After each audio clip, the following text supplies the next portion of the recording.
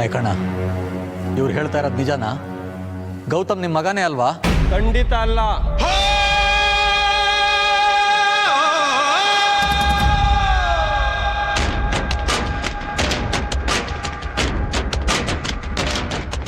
ಅಪ್ಪ ಅಮ್ಮನೆ ಮನೆಯಿಂದ ಆಚೆಗೆ ಹಾಕಿದ್ರು ಬುದ್ಧಿ ಬರುತ್ತೆ. ಈ ಗೌತಮ್ ಪ್ರತಿ ಸತಿ ಮದುವೆ ಆಗೋಗ್ಲೂ ಒಬ್ಬೊಬ್ರನ್ನ ಅಪ್ಪ ಅಮ್ಮ ಅಂತ ಫಿಕ್ಸ್ ಮಾಡ್ಕೋತಾನೆ.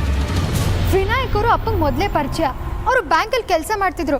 ಅಂಥವ್ರು ಇವನ್ ಜೊತೆ ದುಡ್ಡು ಅಮೂಲ್ಯ, ದುಡ್ಡಿನ ಅವಶ್ಯಕತೆ ನೀತಿ ನೈತಿಕತೆಗಿಂತ ದೊಡ್ಡದು ಅನ್ನಿಸ್ದಾಗ ಜನ ಮೌಲ್ಯಗಳನ್ನ ಮರ್ತು ಹೋಗ್ಬಿಡ್ತಾರೆ. ಹಾಗಂದ್ರೆ ಇವರೆಲ್ಲ ಸುಳ್ಳೇನಾ? ಖಂಡಿತ ಸುಳ್ಳೆ. ಎಲ್ಲರೂ ಬಾಡಿಗೆ ಆರ್ಟಿಸ್ಟ್. ಮೋಸ್ಟ್ ಆಫ್ ದೆಮ್ ದಿನಗೂಲಿ ಕೆಲಸ ಮಾಡೋರು.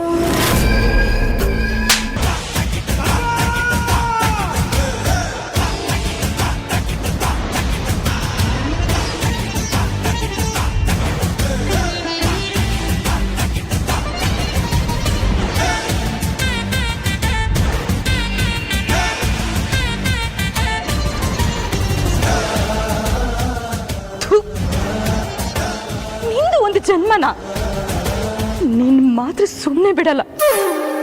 ಅದು ಎಷ್ಟೇ ದಿನ ಆಗ್ಲಿ, ಅದು ಎಷ್ಟೇ ಕಷ್ಟ ಬರ್ಲಿ, ನೀ ಶಾಶ್ವತವಾಗಿ ಕಂಬಿ ಎಣಿಸೋ ತರ ಮಾಡೇ ಮಾಡ್ತೀನಿ.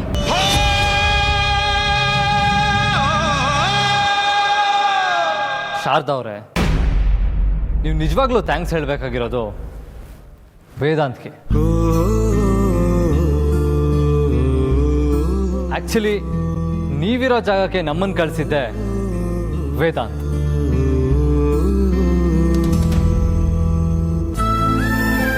ಹೆಣ್ಮಕ್ಳ ಜೀವನ ಹಾಳಾಗ್ತಿದೆ ಅಂದಾಗ ಅದನ್ನ ತಡಿಯಕ್ ಮುಂದೆ ಬರೋ ವೇದಾಂತ್ ಅಂತವ್ರು ಇರೋವಾಗ ಹೆಣ್ಮಕ್ಳಿಗೆ ಯಾವತ್ತೂ ಅನ್ಯಾಯ ಆಗೋದಿಲ್ಲ.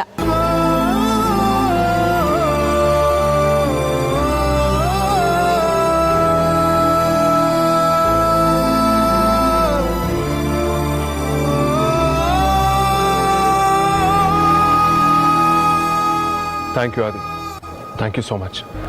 ಸರಿಯಾದ ಟೈಮಿಗೆ ಬಂದು ಆಗ ಅವನ ಹೋತಾನ ತಪ್ಪಿಸ್ದೆ. ಹೇ ಕಮ್ ಆನ್ ವೇದಾಂತ್, ನಮ್ಮ ಮಧ್ಯ ಫಾರ್ಮಾಲಿಟೀಸಾ? You are my friend.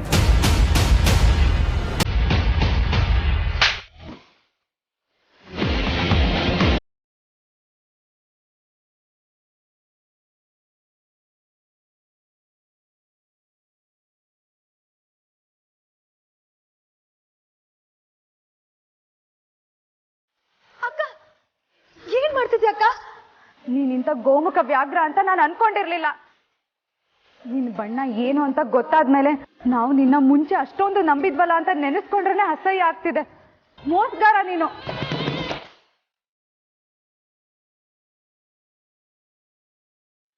ಮೋಸ? ಹೌದು, ನಾನು ಮೋಸಗಾರನೇ. ಹಾಗಂತ ನೀವೇನ್ ಸಾಚ ಅಲ್ವಲ್ಲ.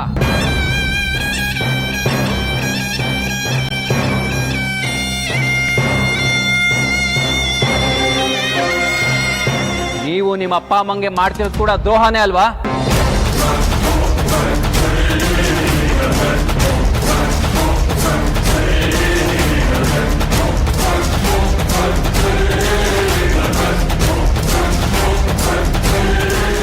ಒಬ್ಬ ಹುಡುಗನ ಪ್ರೀತಿಸಿ ಇನ್ನೊಬ್ಬನ ಮದ್ವೆ ಆಗೋ ನಾಟಕ ಮಾಡ್ತಾ ಇದ್ದೀರಲ್ಲ, ಅದು ಮೋಸ ಅಲ್ವಾ?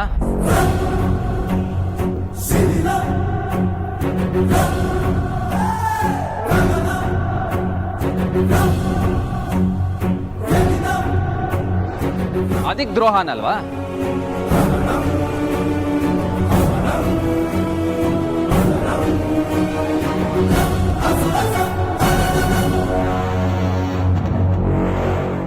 ಇನ್ನೇನೋ ನಿನ್ ಮಾತು ಕೇಳೋದು? ತೊಲಗು ಇಲ್ಲಿಂದ. ಇರುವ ಮೌಲ್ಯ, ನೀನ್ ಇದ್ರಲ್ಲಿ ಪಾರ್ಟ್ನರ್ ತಾನೆ.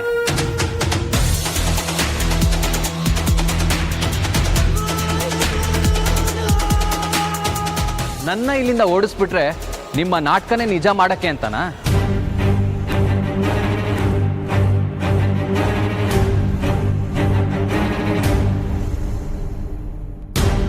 ಈ ಆರ್ತಿ ಕೂಡ ನನ್ನಷ್ಟೇ ಕ್ರಿಮಿನಲ್. ಇವಳಿಗಿಂತ ವಯಸ್ಸಲ್ಲಿ ಚಿಕ್ಕೋನಾಗಿರೋ ವಿಕ್ರಾಂತ್ನ ಲವ್ ಮಾಡಿ ಅವನ ಜೊತೆ ಲಲ್ಲೆ ಹೊಡಿತಾ ನನ್ನ ಮದುವೆ ಆಗ್ತೀನಿ ಅಂತ ನಾಟಕ ಮಾಡಿ ವಿಕ್ರಾಂತ್ನ ಕಟ್ಕೊಳ್ಳೋ ಪ್ಲಾನ್ ಮಾಡಿದ್ಲು.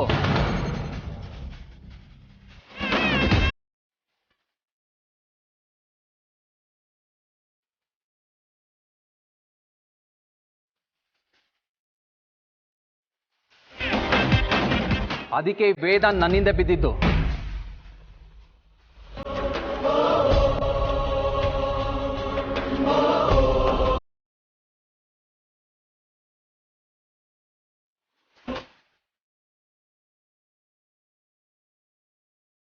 ನಿನ್ನ ಭಾಷಣ ಏನಿದ್ರು ಸ್ಟೇಷನಲ್ಲಿ ಮಾಡುವಂತೆ ನಡಿಯಲ್ಲ.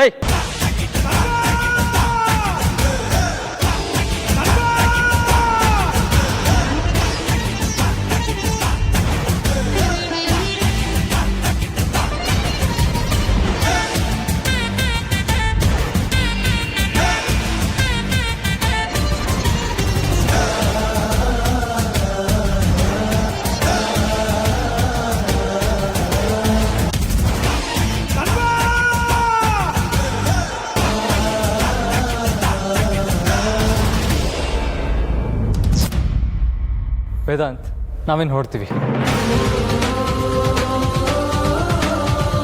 ಪಾರ್ವತಿ, ಹೊರಡೋಣ. ಸರಿ ದೊಡ್ಡ ಯಜಮಾನ್ರೆ.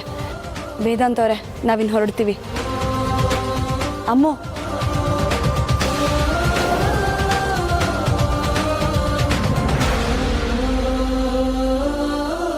ತುಂಬ ಥ್ಯಾಂಕ್ಸ್ ಪಾರು.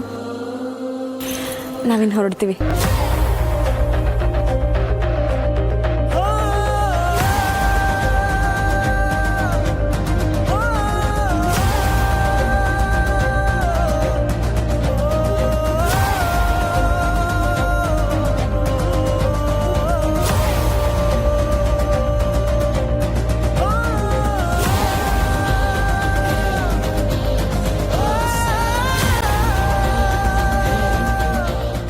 ಕಾಂತ,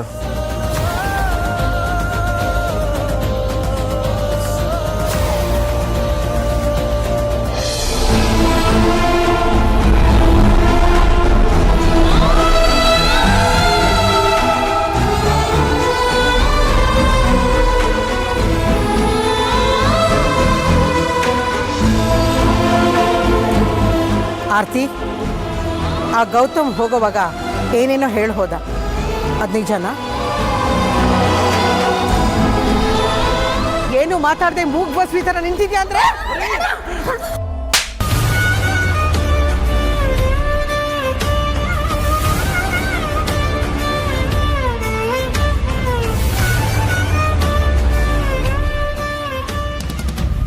ಹೌದಮ್ಮ, ಅಕ್ಕ ವಿಕ್ಕಿಯವ್ರನ್ನ ಇಷ್ಟಪಡ್ತಿರೋದು ನಿಜಾನಮ್ಮ.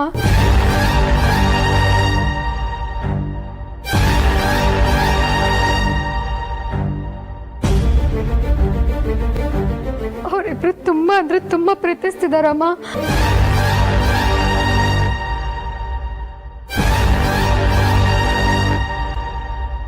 ಅವನನ್ನ ಪ್ರೀತಿಸೋಳು ಈ ಮದ್ವೆಗೆ ಯಾಕೆ ಒಪ್ಕೊಂಡ್ಲು? ನಿಮಗೆ ಮತ್ತೆ ಅಪ್ಪಂಗೆ ಬೇಜಾರಾಗುತ್ತೆ, ನೋವಾಗುತ್ತೆ ಅನ್ನೋ ಒಂದೇ ಒಂದು ಕಾರಣಕ್ಕೆ ಈ ಮದ್ವೆಗೆ ಒಪ್ಕೊಂಡ್ಲಮ್ಮ.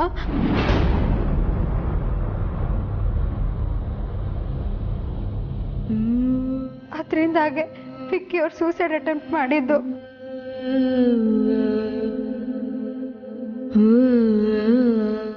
ನನಗೆ ಮತ್ತೆ ವೇದಾಂತಕ್ಕೆ ವಿಷಯ ಗೊತ್ತಾದಾಗ ಇಬ್ರು ಕಷ್ಟಪಟ್ಟು ಒಪ್ಪಿಸಿ ಮದುವೆ ಮಾಡ್ಸೋಣ ಅಂತ ತೀರ್ಮಾನ ಮಾಡಿದ್ವಮ್ಮ.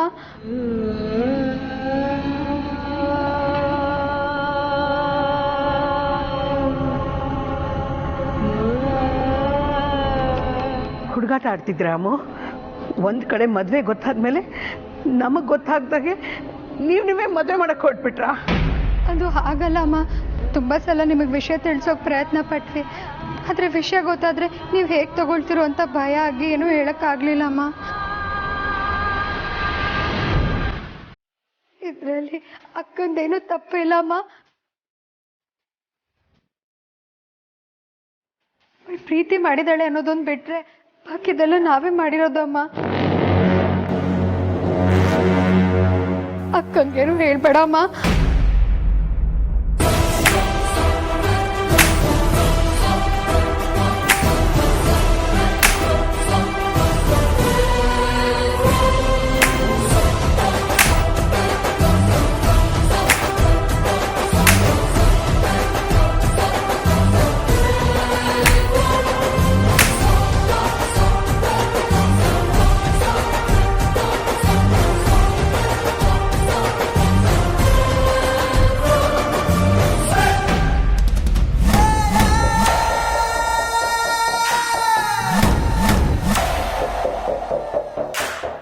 ಸರಿಯಾಗಿ ಹೇಳಿ, ನಿನ್ನಕ್ಕ ನನ್ನ ಮಗನ್ನ ಲವ್ ಮಾಡ್ತಿದ್ದೇನೆ ಅಂತ ಗೊತ್ತಿದ್ದು ನನ್ನ ಮೇಲೆ ಕೈ ಮಾಡಿದೆ ಅಲ್ಲ? ಅಮ್ಮ, ಅದಕ್ಕೂ ಇದು ಯಾರು ಯಾವುದನ್ನು ನನಗೆ ಕನ್ವಿನ್ಸ್ ಮಾಡೋ ಅವಶ್ಯಕತೆ ಇಲ್ಲ. ನನಗೆ ಎಲ್ಲ ವಿಷಯನೂ ಗೊತ್ತು.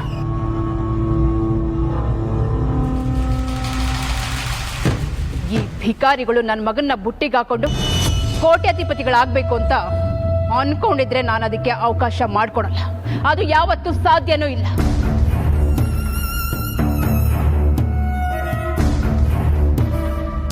ಸುಹಾಸಿನಿ,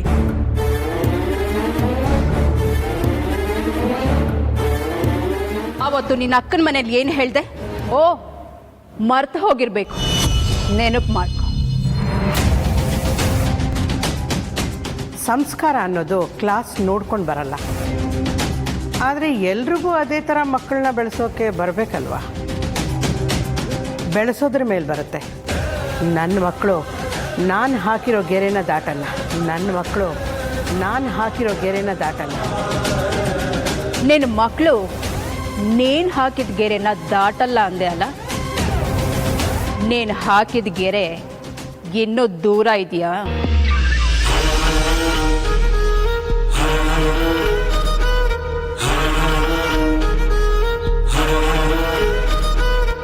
ಆಮೇಲೆ ಏನಂದೆ? ಹಾ, ಸಂಸ್ಕಾರ. ಮಾತು ಉಪದೇಶ ಆಡಕ್ ಚಂದನೆ ಹೊರತು ನಡ್ಕೊಳಕ್ಕಲ್ಲ.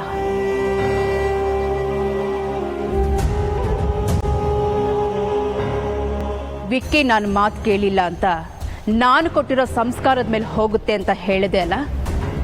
ಹಾಗಾದ್ರೆ ನೀನು ಕೊಟ್ಟಿರೋ ಸಂಸ್ಕಾರ ಎಂಥದ್ದು?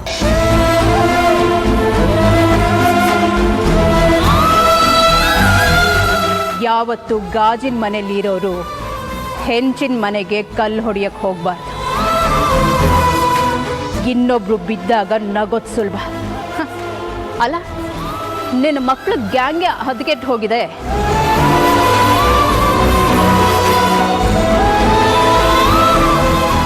ಒಬ್ಳು ನನ್ನ ಮಗನ ಜೊತೆ ಸೇರ್ಕೊಂಡು ಚಕ್ಕಂದ ಆಡ್ತಾಳೆ. ಇನ್ನೊಬ್ಳು ನನ್ನ ಇನ್ನೊಬ್ಬ ಮಗನ ಜೊತೆ ಸೇರ್ಕೊಂಡು ದುಡ್ಡುಗೋಸ್ಕರ ಚಕ್ಕಂದ ಆಡೋಳ್ನ ನನ್ನ ಮನೆ ಸೊಸೆ ಮಾಡಕ್ ಹೊರಟಿದ್ದಾಳೆ.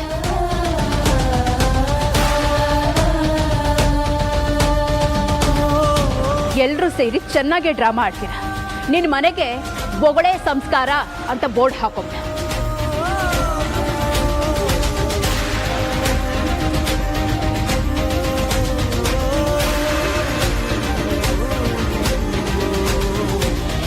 ಅಮ್ಮ ಪ್ಲೀಸ್, ಹೀಗೆಲ್ಲ ಮಾತಾಡಬೇಡಿ.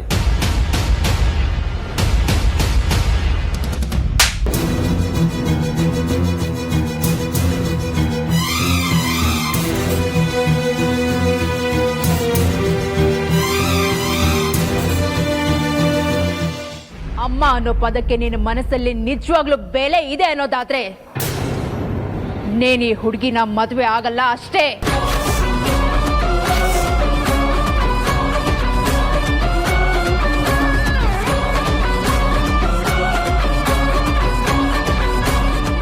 ಏ ಪರಿಮಳ, ನೀನು ಮಕ್ಕಳೆಲ್ಲ ದುಡ್ಡಿನ ಪಿಶಾಚಿಗಳು. ನನ್ನ ಮಕ್ಕಳಿಂದ ದೂರ ಇದ್ದರೆ ನಿಮಗೆ ಒಳ್ಳೇದು. ಮಾತಾಡೋ ಅವಕಾಶ ಎಲ್ರಿಗೂ ಸಿಗುತ್ತೆ, ಆದರೆ ಕೊಟ್ಟಿದ್ದನ್ನ ಮುಟ್ಟು ನೋಡ್ಕೊಳ್ಳೋ ಥರ ವಾಪಸ್ ಕೊಡೋ ಚಾನ್ಸು ನನ್ನಂತೊಳಗೆ ಮಾತ್ರ ಸಿಗತ್ತೆ. ನಿನ್ನ ಜಾಗದಲ್ಲಿ ನಾನೇನಾದರೂ ಇದ್ದಿದ್ರೆ ಎಷ್ಟೊತ್ತಿಗೆ ಕೆರೆನೋ ಬಾವಿನೋ ನೋಡ್ಕೊಳ್ತಿದ್ದೆ.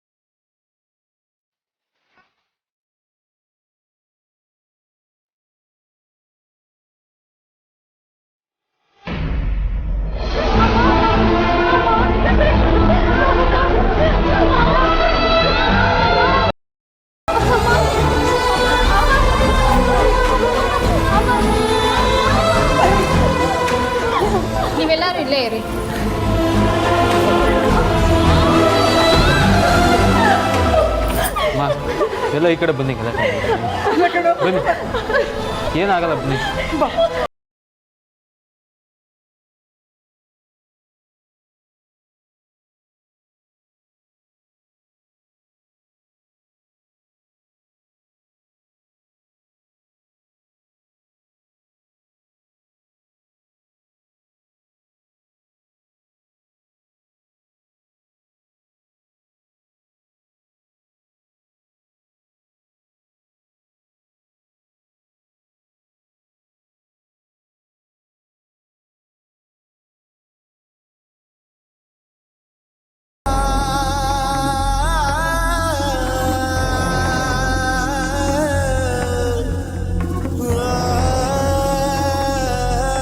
ಡಾಕ್ಟರ್ ಏನಾದರೂ ಹೇಳಿದ್ರ ಸಾರ್ಥಕ್ ವಿಷಯ ಗೊತ್ತಾಯ್ತಾ? ಇಲ್ಲ ಕಂಡೀಷನ್ ತುಂಬ ಕ್ರಿಟಿಕಲ್ ಆಗಿದೆಯಂತೆ ಈಗಲೇ ಏನೋ ಹೇಳೋಕ್ಕಾಗಲ್ಲ.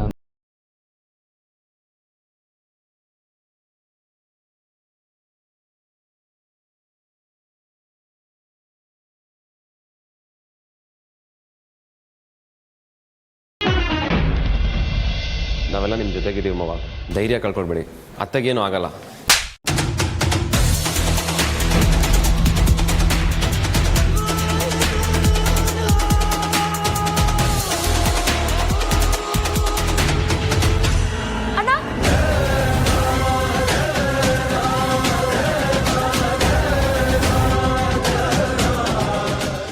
ಯಾರೋ ಮಾವ ಬರೀ ಅತ್ತೇನಾ?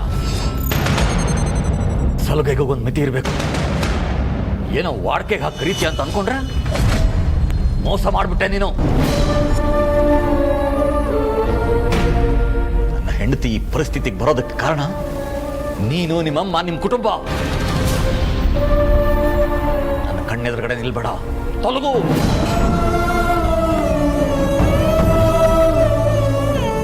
ಅಂಕಲ್ ಪ್ಲೀಸ್ ಸ್ವಲ್ಪ ತಾಳ್ಮೆ ತಂದ್ಕೊಳ್ಳಿ. ನನ್ನ ತಮ್ಮ ನಿಮ್ಮ ಮಗಳನ್ನ ಲವ್ ಮಾಡಿದೆ ಅನ್ನೋದು ಬಿಟ್ಟರೆ ಇನ್ಯಾವ ತಪ್ಪು ಮಾಡಿಲ್ಲ. ಅವನು ಶಿಕ್ಷೆಗೆ ಅರ್ಹನಲ್ಲ. ಇನ್ನು ಒಂದೇ ಒಂದು ಕ್ಷಣ ನನ್ನ ಕಣ್ಣೆದುರುಗಡೆ ನಿಂತ್ಕೊಂಡ್ರೆ ನಾನು ಸುಮ್ಮನೆ ಇರೋದಿಲ್ಲ. ಅಗ್ರಜ ನೀನು ಮಾತಾಡೋ ಪ್ಲೀಸ್. ನಾವೀಗ ಏನು ಹೇಳಿದ್ರೆ ಇವ್ರಿಗೆ ಅರ್ಥ ಆಗೋದಿಲ್ಲ ವಿಕ್ರಾಂತ್.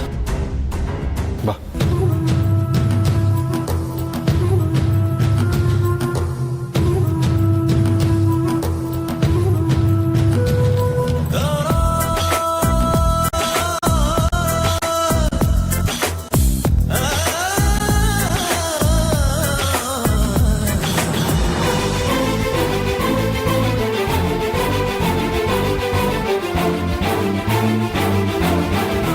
ಡಾಕ್ಟ್ರು ಒಳಗಡೆ ಕರೀತಾ ಇದ್ದಾರೆ, ಯಾರಾದ್ರೂ ಒಬ್ರು ಒಳಗಡೆ ಹೋಗಿ. ನೀವು ಯಾರು ಒಳಗೆ ಹೋಗೋ ಅವಶ್ಯಕತೆ ಇಲ್ಲ. ನಾನು ಬರೀ ನೋಡೋದಕ್ಕೆ ನಾನು ಒಬ್ಬನೇ ಹೋಗ್ತೀನಿ. ಅದಕ್ಕೆ ದಯವಿಟ್ಟು ಕ್ಷಮಿಸಿ.